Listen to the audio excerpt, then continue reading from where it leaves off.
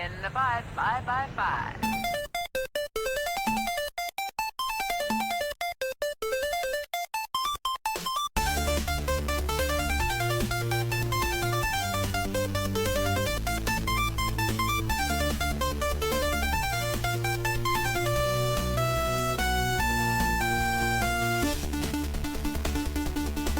Start.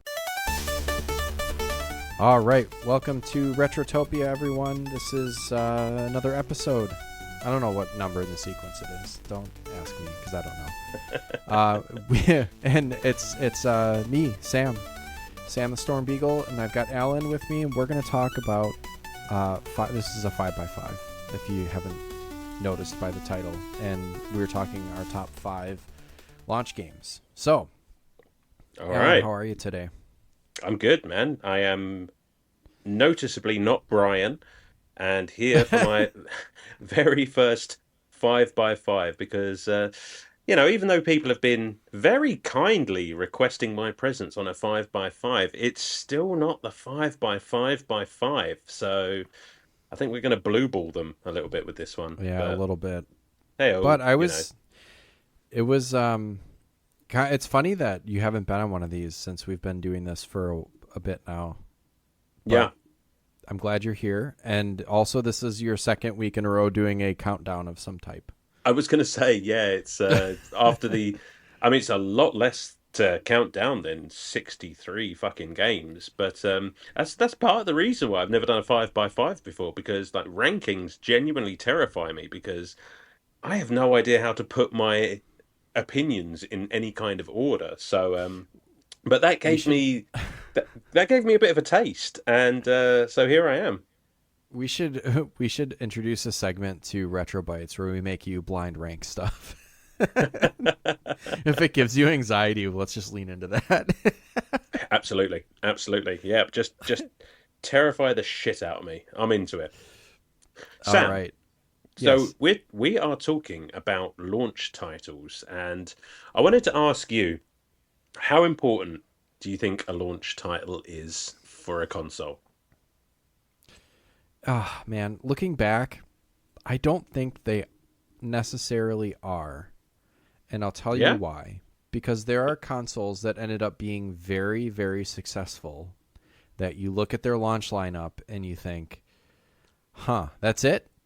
Nothing that jumps out at you or that you would assume was a launch title. But then on the other hand, you look at certain games and you think, wow, that game moved systems. So it's hard to say definitively whether or not it matters. It can or it can't. I mean, I didn't actually think of it like that, but while like researching for this episode, there were some consoles that came out that really just I don't know, just came onto the scene with a whimper. And like you said, still went on to do really, really well. But then on the flip side of that, I mean, we just had the Nintendo Switch reveal, or Switch 2 rather reveal. Yeah. And I find myself thinking, okay, yeah, that's great. I'm excited for the console, but what the fuck am I playing on it? Like, more so than the console, I find myself just like, what games am I going to get excited for when this thing drops? And I've seen like probably clickbait rumors about, oh, they've got a new Zelda in the works, there's a new 3D Mario in the works, and it's just like, I love that speculation that comes with, what am I popping in this thing when I shell out 400 odd pounds for it? Right. Well, here's the thing. Let me amend my previous response. Sometimes the launch titles are lackluster and, whatever, it is what it is, and the consoles recover or start to pick up steam as the generation goes on. I think there is an exception to the rule with Nintendo. I think Nintendo is so, like we talked about IP or like exclusives last time in Retro Bites, and Nintendo is so reliant on those exclusives that Nintendo better come packing with some sort of heat at launch. Like, they have to have stuff. There's no choice. True enough. But you don't they just haven't like throw always. one out there. Yeah. I can think of don't at know. least one example where it's just like, okay, that's I can see why you've released that as a launch game, but probably one of my honourable mentions. But it's just like, okay, that was a swing. I don't And go I on. don't say that they always do it with success. I just think that they always need to at least have something. Like you can't Sure. just put a new Nintendo console out there because usually like especially lately, like the Nintendo consoles have either been like either there's a gimmick or they're a little underpowered, but like the Switch, underpowered, but you can play it handheld and you can. It's basically like a convertible console. Okay. Or like the Wii had its gimmick, the motion control, big time. Okay, so like Mm. when like a Wii comes out or a Switch comes out or some sort of new handheld or even the 64 being as different as it was, like you got to have something that's going to convince people that they need to take a leap into this Mm. whatever your innovation is, and I think that's why Nintendo needs to usually deliver. Sure. So do you think it's fair to say then with Nintendo, it's we know the consoles are probably not going to be as powerful as Xbox and PlayStation. So that you're looking for the games. The others, you're sort of thinking, well, how powerful is this system going to be, Right. rather than what am Yeah. I playing on it? Right, and it might take those developers, a bit while the hardware is out to actually make something truly like, technically marvelous on it. You know what I mean? Like the first I games would, that come out don't look like that's the case everywhere, but yeah, I would I don't argue know. we're probably still not all the way there with the latest console generation. Hmm. Like, is there such a huge jump between PS4 and PS5? I've yet to see that game that just goes, Yeah. fuck, that is real life.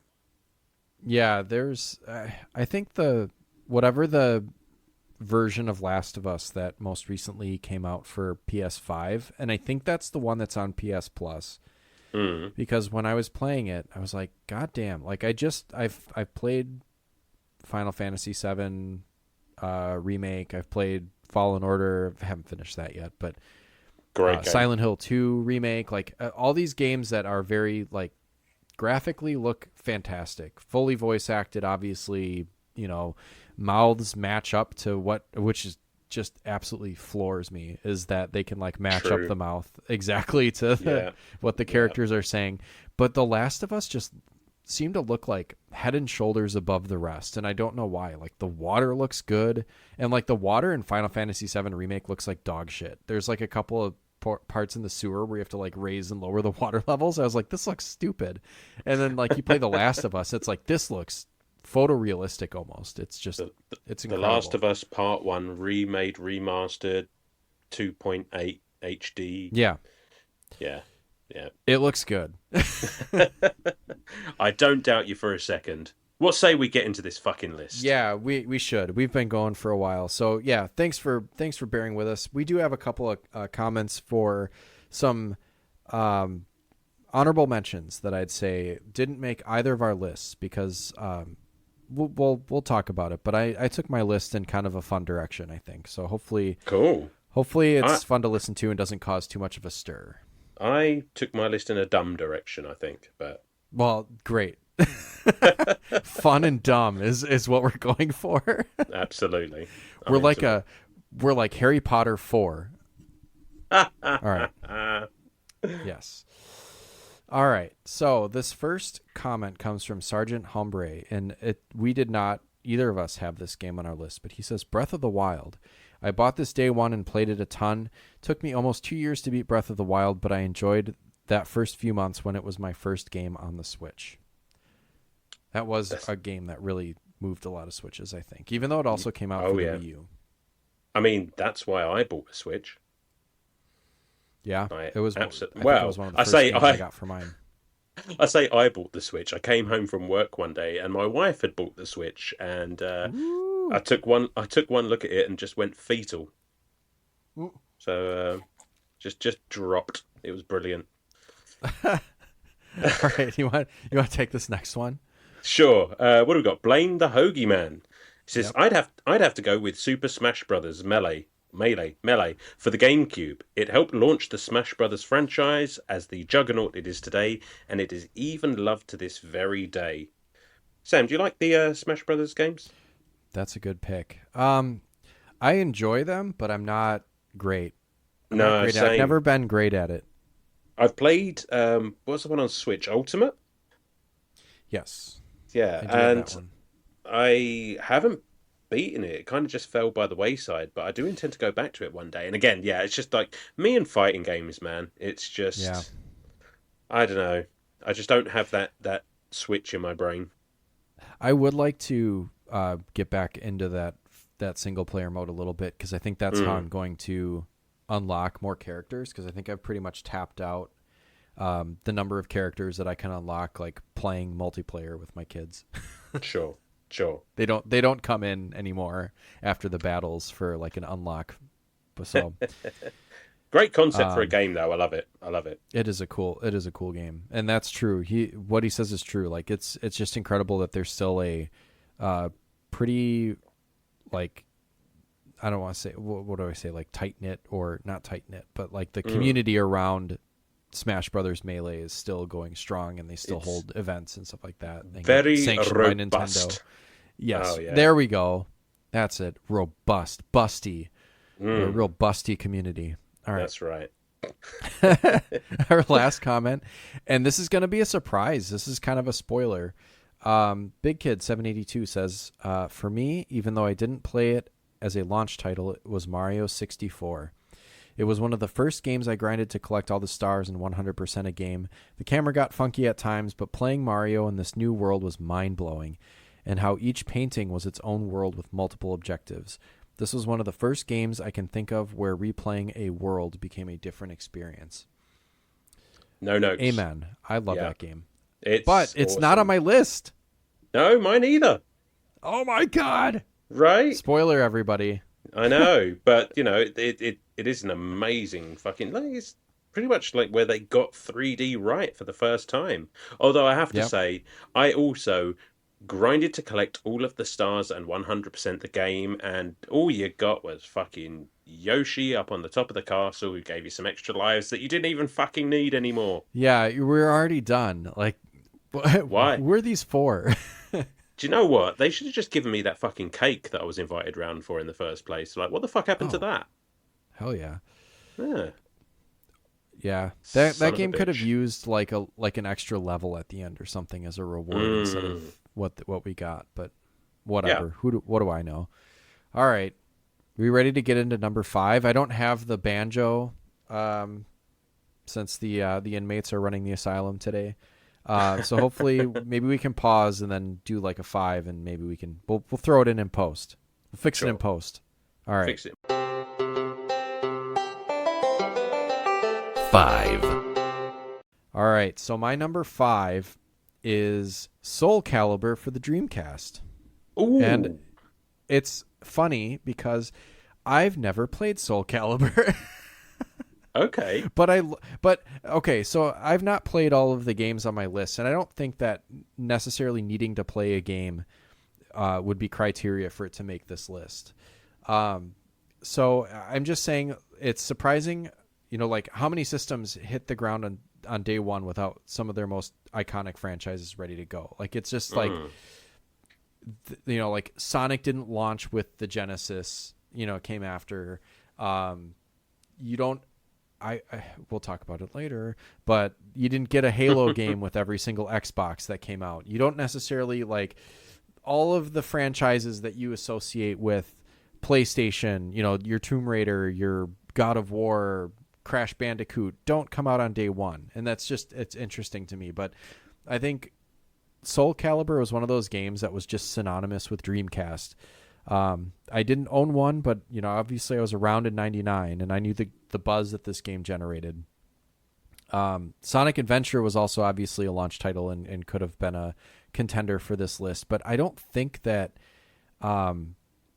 It just seemed like Soul Calibur had such a buzz to it, and obviously, like this happened with Sonic Adventure 2 because like those games were impactful and good and all of that, but just like for a variety of reasons the Dreamcast failed. But those games like migrated over to other systems. Like there is an Xbox version of Soul Calibur and a PlayStation version of Soul Calibur and a GameCube version, and each had their own special characters and stuff. And it's like it started on the Dreamcast, and they like the game was so good that it's like we can't let this die with the console that failed. So my number 5 is Soul Calibur. No, you're absolutely right, man. I mean, and to have a Dreamcast game sneak in, like I had Sonic Adventure as an honorable mention, and you're right. I don't think that the Dreamcast failed because it had bad games. It was No. just Sega had fucked up too many times. It's a great system. Yeah. I think I played Soul Calibur on the GameCube. Uh, Brilliant game. Really enjoyed it. One of the few fighting games I could actually get on board with. So Yeah, I'd that's like to give it a shot one of these days because it sounds like it's a pretty cool one. it's a good pick. It's a good pick. Thank you. Thank you. All right. So What do you got? I've got for my number 5. I'm going to go with one of my favorite well, not one of my favorite handheld console, the Game Boy Advance, and Castlevania: Circle of the Moon, which Oh, I think we just call Castlevania over here. I'm always a bit confused about that, but it's, as I said, the Game Boy Advance is just an amazing handheld console, and it had such a stacked library. And when it comes to the Castlevania games, like Circle of the Moon really kicked off a not just a trilogy, so to speak, on the Game Boy Advance that is absolutely flawless, but then that quality would go on to the 3 games on the DS as well. It really was a golden age of Castlevania Metroidvania games, which, as you know, are my favorite kind of Castlevania game. And it's hard as balls. It looks great, always, sounds great, and it's just something about having it handheld on that beautiful little. See, I've got the flip screen one, and yeah, it's me just too. it's such a little beast, right? The clamshell. I love that little thing. That's the one. Yeah, and it's just having a Castlevania game that fucking good just in the palm of your hand. It's just like it just does it for me, man. It's just such a good game. Excellent. Mm. I got to get into more of those. I've got the advanced collection for the Switch, and I really want to get into it because it's like, Not a yeah, bad that game in there. no, and it's like the 16-bit graphic style that the DS did so well. The obviously the franchise that we love, the aesthetic, and I like the more Metroidvania y type, not the action platformer ones as much. So I'm looking forward to getting into some more of those. We should cover one of Love those. it. Maybe that one. Yeah, yeah. I'm always down for a bit of Castlevania, mate. There Any we day of go. the week. All right. Should we get to number 4? Let's get to number 4. 4. All right. My number 4 is a kind of a out of left field one, I think. It is Nintendogs for the Nintendo DS. Actually, Nintendogs and Nintendo Cats. I think there was a Cats one too. Yeah, that counts. Yeah. And here's my rationale, and maybe we'll see a theme. Is this the start of the cozy game revolution?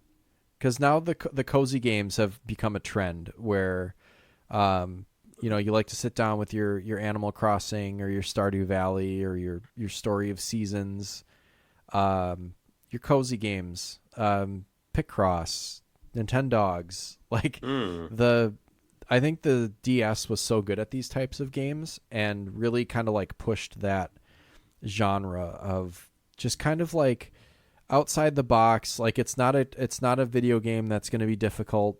There's really not much object to it aside from just kind of like vibing with it. You know what I mean? Like you're just taking care of a dog and you're kind of petting it and playing fetch with it, and kind of like Animal Crossing.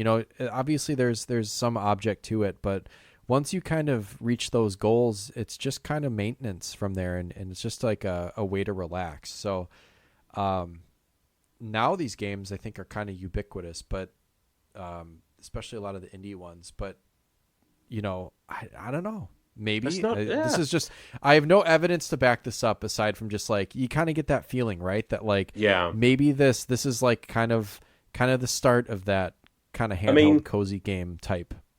Yeah. obviously there were things like the Harvest Moon series and what have you that happened Right. before that, but I get what you're saying because the DS was such a popular console and almost everyone played this game.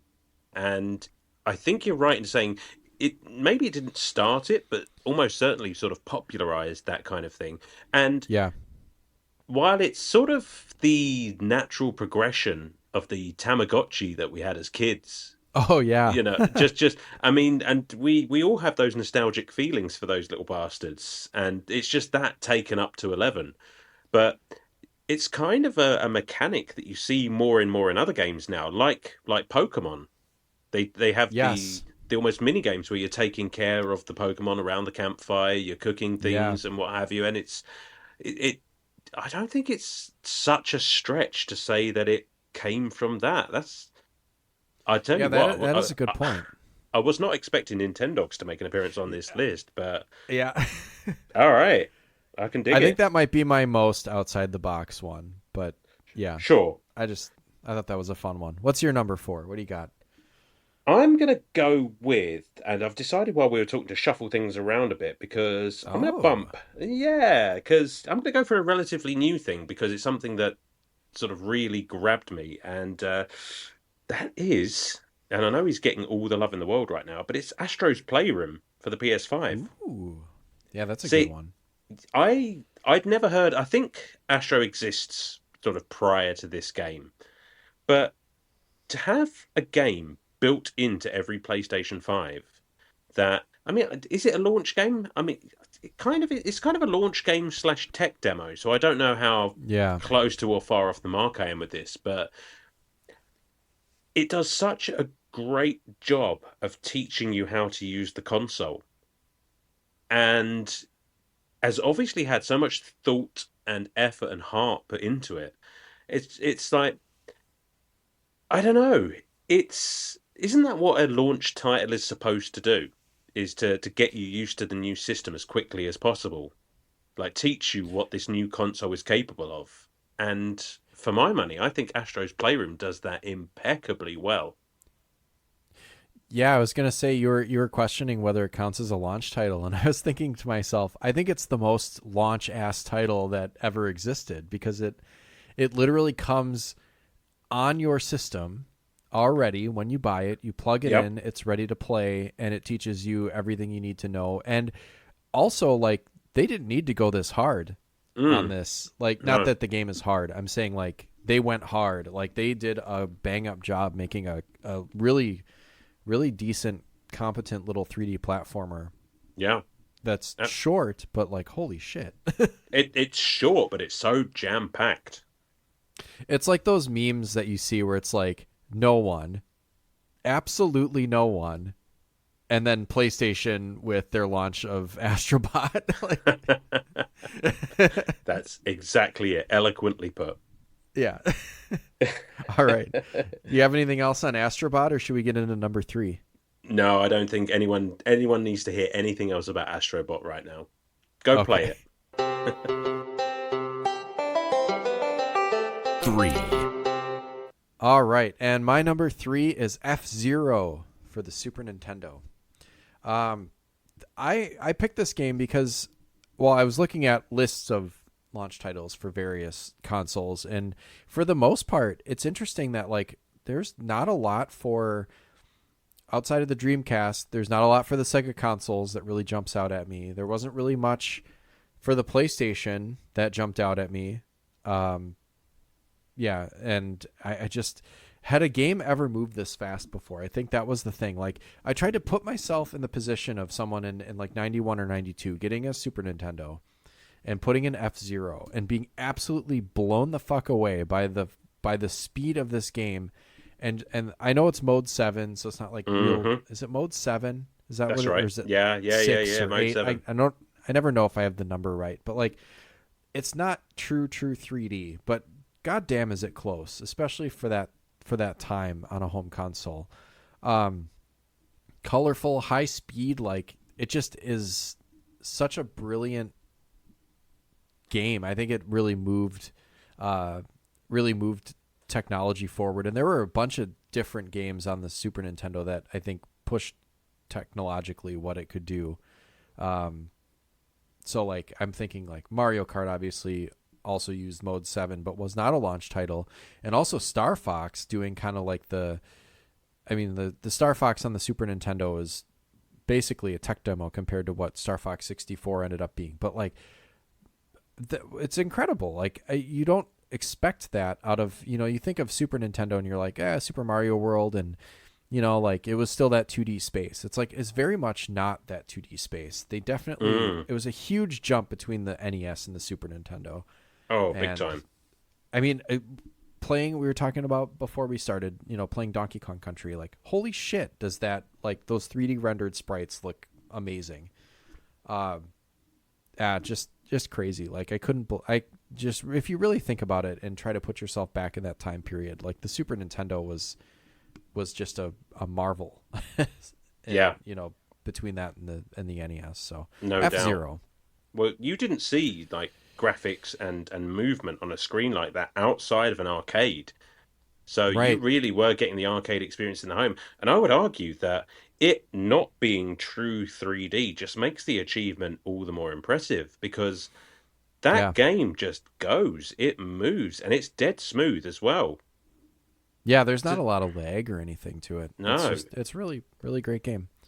if I recall, the soundtrack fucks as well. Oh, yeah. Mute City? Just, oh, man. Put it in my Uh, veins. All right, what's your number Absolute. 3? Hook me up. So I didn't plan for this, but my number three is a number three. And again, I don't know how much I've cheated with this one. I never played a Wii U, but when I saw that my beloved Mass Effect series, specifically Mass Effect 3, was a launch title on the Wii U, that was enough for me. That was good enough. I'm having it. So, what do I say about Mass Effect? What do I say about Mass Effect 3 without spoiling it for anyone who may or may not be playing it at the moment? It's it's phenomenal. It's a fantastic end to a beloved series. Well, I say end, because I'm holding out hope that this new one actually gets made and finished and put out there and then plugged directly into my eyeballs. I just love the Mass Effect trilogy so, so much, and any excuse to give it a shout out. I mean, I know the original ending was kind of rushed. It wasn't what everybody wanted. I do think they did a fantastic job of going back in and fixing that. As it stands, I love the way it ends. Um, and I do believe that the Wii U got the complete package. I think. Correct me if I'm wrong, but it's I just have no notes because I don't know anything about Mass sure. Effect. Oh, you will. You will. We'll get there, Yeah, I buddy. know. We'll get there. I do have it on my Steam Deck. Nice. Now that Soul Yeah. Reaver is out the way, it's just like now I've got a new game to start pushing for.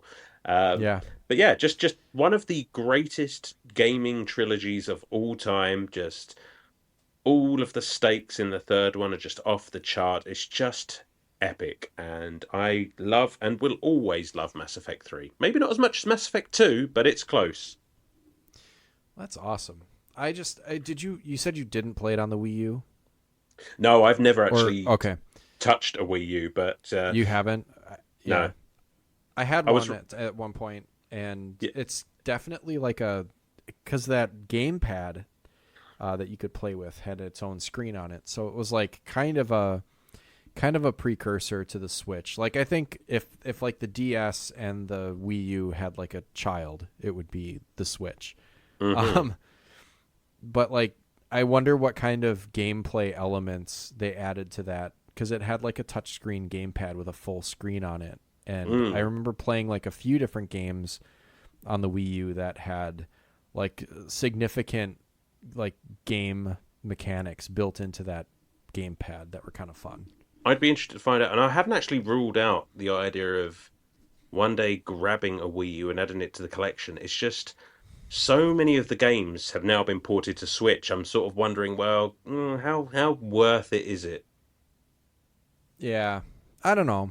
I would say like the ones that it's not the games that were ported to the Switch that you would need to look for. It's the ones that weren't and were just definitely just made for the Wii U and that hardware. Yeah. I'm thinking like I think I had like Lego City or something, and that game had like a bunch of really cool elements with the gamepad that were kind of Okay. fun. So I love a Lego. I love a Lego game. Love a Lego game. Yeah, I'd be curious. So yeah, get on that. Get a Wii U and get the Mass Effect 3 on there and tell me what kind of shit they put into the gamepad. Yes, boss. Okay. Should we go to number 2? Let's go to number 2. 2. All right, my number 2, and I actually have a comment to read for this one because one of you guessed one of our games. That is Halo Combat Evolved for the Xbox. And we do have a comment. Let me grab it. Mr. Hooley, who is a new patron. So thank you. Thank you for joining. Thanks for listening. Welcome. And Hooley says, I'm going to have to go with one of the GOATs. Halo Combat Evolved is one of the greatest launch titles of all time. I can vividly remember my first time playing it and have so many great memories with that game and childhood friends. And trying to learn to use one stick to move and the other to look around was mind-blowing. And that's really why I picked this game. Not necessarily for the popularity of Halo. You know, obviously it's a popular game, but like this is what we consider the granddaddy of all dual stick first person shooter games on console. Like that really blew things up, and you get your Call of Duties now that people are still playing. You know, like Halo has kind of fallen off a little bit, but you know, there's Fortnite. Like people still like to jump into these multiplayer shooter games and play these dual stick shooter games. That has never gone away, and that started with Halo. I think Halo sold Xboxes and made the console massively popular. Like Xbox is still a popular and viable way to play your games today. And I mean, it was Microsoft after all, so it wasn't like this is some like scrappy upstart company that's deciding to burst into the console market completely brand new. But like it did help a company break into the console market. I mean, we've seen like Amazon and Google try to jump into gaming a little bit to varying degrees of success, but like without a game like this and without something revolutionary like this, I don't know that Xbox may have been a flash in the pan. So that's my number 2. And it's another game I've never played.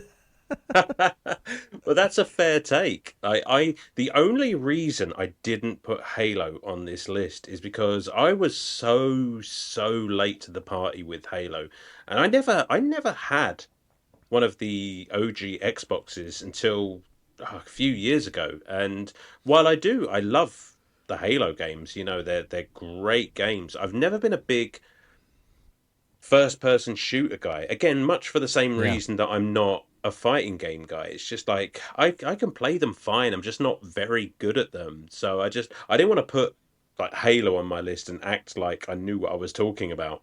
But there's I did. I acted like I knew what I was talking about.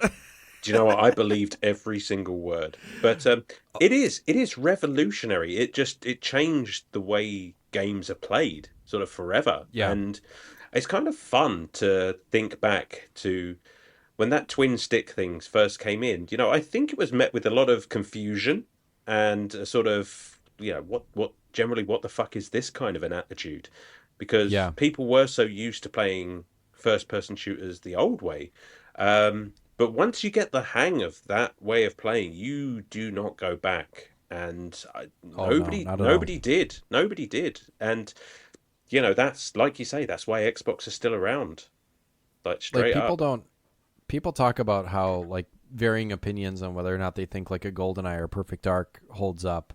And then there's even, like, when GoldenEye came out on the Switch Online, I remember there was, like, tutorial videos to set your control scheme up so that it used the dual sticks. So like you can play old FPS games with dual stick. You just have to like play it on a modern console with modern controller and really like you had to like uninvert the axis and do all this shit. It's like, no, I'll just play it Yeah. normal. Yeah. Like, I'm not going to go through all that trouble to, you know, All that inverted anyways. axis, all that inverted axis stuff just really confuses me because whenever I'm asked to make the decision, I completely forget how I play games. Do you get that? Yes. It's just like, when Yeah. I push down, it goes up, but when I push up, it goes down. Is that normal for me, or is that it's like if you ask me, it's when I'm playing it I realize what I prefer. But if you ask me which way I like it, I just can't tell you. I can't tell you how I like it, Yeah. Sam. You just have to figure it out for yourself You and then just buy me do. dinner. Yeah. Yeah. All right. What's your number 2? My number 2 is nothing nearly as clever as Halo. I'm going to the Nintendo Wii and giving a shout out to one of my favorite game series of all time. It's The Legend of Zelda Twilight Princess. Ooh, that's a good one. I fucking love this game. Now, I know it was a GameCube game beforehand, but it was re released on the Wii. It's a launch title, it counts. I adore The Legend of Zelda. I adore the. I will always prefer the old style of Legend of Zelda over Breath of the Wild and Tears of the Kingdom. Outstanding games, no denying that. But there's just something about that traditional dungeon item key format that just will Mm-hmm. always, always stick with me. And this is probably one of the finest examples of a 3D Zelda game. I think it's pretty well loved, but it's not really talked about all that often. I don't Yeah, I don't think. hear a lot about it, but No, I do like that game, and I'd like to pick up a copy of it.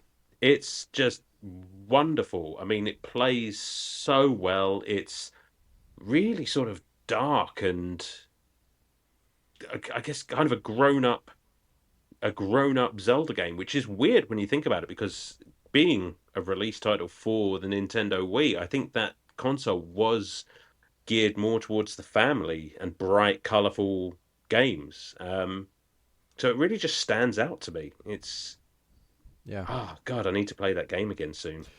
I do too. I liked it. I liked because that's the one where you get to turn into that wolf, right? And then that Yeah, Midna that's uh, right.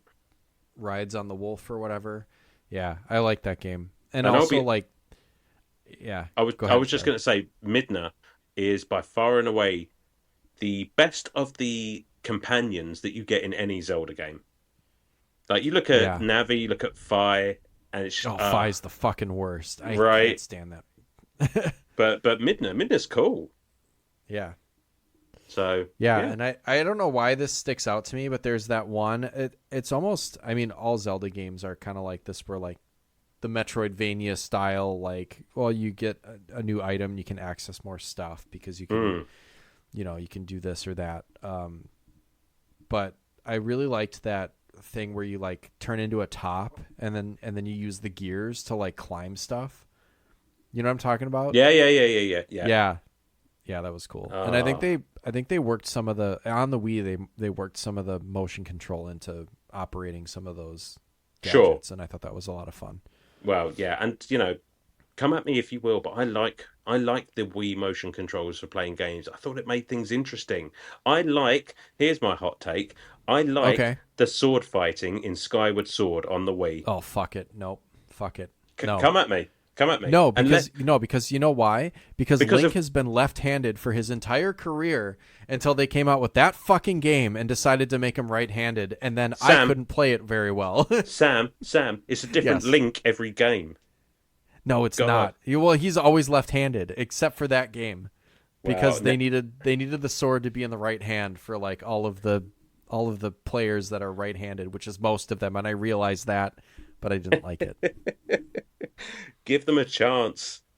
I would be Give swinging the sword because like I'm not gonna switch hands. That's stupid. Like, I tell you what so though. my Gear sword would go exactly the opposite direction. Girahim can go fuck himself though. Oh, I hate that. That's the if we ever do like a most hated bosses, he's like one of my top.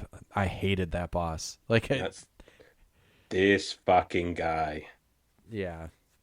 All right, should we move on to our number one before we get too Let's. carried away? I'm going to be very interested to see if we've come up with the same number one. Yeah, that would be. All right, let's find out. 1, All right, my number one. Are you ready for this? I'm ready for it. Go on, say the My words. number one launch game is Tetris Oh, not what I for the was Game Boy. expecting. Oh, really? Okay. Well, I Tetris. What did Tetris do? Um, so my theme, if you haven't kind of caught on with a lot of it, is I wanted to pick something that wasn't necessarily the flashiest title, but somehow innovated or pushed the envelope for gaming. So like with F-Zero, it was the 3D. With Halo, it was the dual stick. Um, with Nintendogs, it was kind of that cozy, low impact gaming experience. Um, I guess Soul Calibur didn't really fit. I just wanted to put it in there. So just anyways, Tetris. What did Tetris bring to the table? It was a revolution in that we didn't really have handheld gaming before the Game Boy. And it caught fire because everyone was playing Game Boy and everyone was playing Tetris. You would see like, I don't know, you could probably go look up news reports about old news reports about the Game Boy. It's like people like business people on the subway were playing Game Boy Tetris because it was like anyone could play it. You could just pick it up. It was so easy and fun to play and portable, and it moved units. Like the Game Boy, I think like the first phase of what really moved Game Boys was games like Tetris. It was Tetris for sure. And then the second phase of that was Pokemon. Like Tetris made the Game Boy, Pokemon kept the Game Boy relevant. And I think we have handheld games to this day and handheld consoles to this day because we started that kind of idea of taking games on the go with us back then and realized how fucking cool it is to be able to play your game wherever you want. So, number one is Tetris, and it's a great game. You know what? Cannot disagree with a single word you just said. I mean, I'm surprised I didn't even think of it myself because it's like you said, it's anyone can play Tetris, and anyone did play Tetris. It was the game on Yep. what is inarguably one of the hottest pieces of tech at the time. It's just like, oh my God, I've got a console in my hands. And not only that, I can play this fucking crack cocaine of a puzzle game wherever I Yeah. want. Do you know what I mean? And it's just like, and Yep. like I say, businessmen were playing this in the 80s, 90s, or what have you. So there probably was a lot of cocaine being used while playing Tetris. Oh Um, God, you just do a rail right off your Game Boy and then and switch then it on just and play it. Yeah. that's it. Doing lines while you're dropping lines. There you go. Oh. Oh, I did a Tetris. I did 4 lines of cocaine and then got a Tetris. But yeah, absolutely stunning pick there because, I mean, isn't it still to this day one of the highest selling games of all time? I think so. And I Yeah. mean, there's so many iterations of it where, like the most recent now being like the Tetris Effect Connected, I think is the like the gold standard or the way to play it. But Yeah. yeah, you could play Tetris on anything. You get on your Yeah. phone, you can get it wherever. So Yeah. simple and yet so brilliant. Yeah. Good pick. Lasting impact. Thank you. What's your number? All right. My number one. And this is. I thought this was gonna go. I really did. My number one is Super Mario Brothers for the Nintendo Entertainment System. Yep. I Not a bad I pick there. I mean, is it unfair to say that this game saved gaming? I No. mean, Super I think Mario it's Brothers it's is valid. absolutely just like the game that you got a Nintendo Entertainment System for.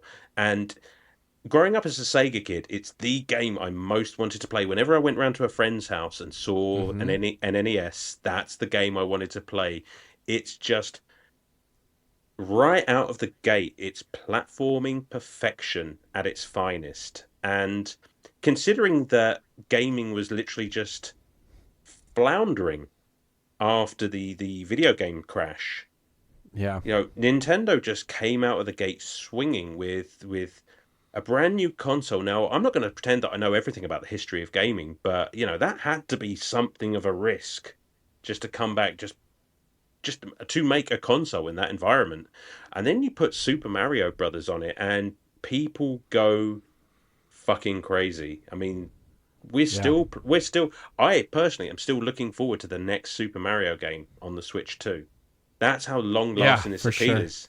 And I know there was like what Mario Bros beforehand, the pipe thing and what have you, but this is Yeah. where you could see just how good a home console could be and how much fun. And I genuinely think it changed gaming, it saved gaming, and it's one of the reasons we're sitting here on the internet talking to people about games. Yep. It'd be interesting to see like an alternate version of reality where like, like Nintendo didn't have Mario and so maybe it just flopped or like it just didn't come over to the United States or something. Like they would have set things back maybe a little bit, but like what would have taken its place? Like something would have stepped in and taken its place, I think. Oh, sure, That yeah. the market We is there whether or not Nintendo filled the void or someone else. But like that innovation that Nintendo brought with Mario, like would that have, I how would doubt we have it. been set back, And just think about the innovation of Mario just forced everyone else to work harder. Now suddenly everyone is scrambling for a mascot platformer. And if there's no Mario, maybe there's no Sonic the Hedgehog because Sega don't need to compete as hard. Maybe we're stuck with Alex Kidd. I was thinking Ugh. that, unfortunately, like instead of the Super Mario Brothers movie coming out a couple of years ago, it'd be like the Alex Kidd movie. Ugh. Ugh. we'd all have like Alex Kidd shit all over and like, ugh, what a stupid That fucking, world exists out there somewhere, yeah. and Uh, uh, I'm glad we're in this one. a world full of Alex Kidd where we're all fisting each other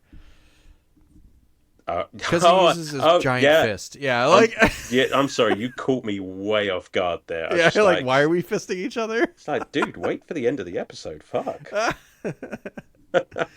All right. Well, I can't argue with that number one. That's a good one.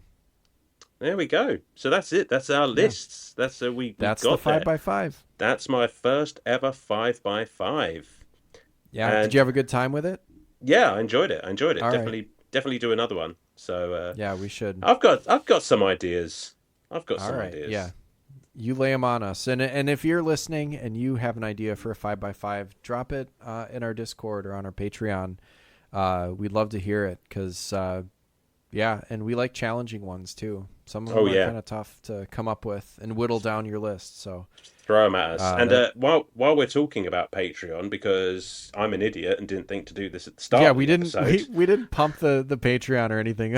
Brian's Not gonna even kill that. us again. I would like to thank our two newest hero tier Patreons, Blobby Yes. Rogers and Mr. Hooley, for joining us. Thank you very much, guys. This shout out should have been at the start of the episode, but in the absence of Brian, we don't know what the fuck we're doing. So Yeah, it should have been at the start, but we got distracted, didn't we? we did.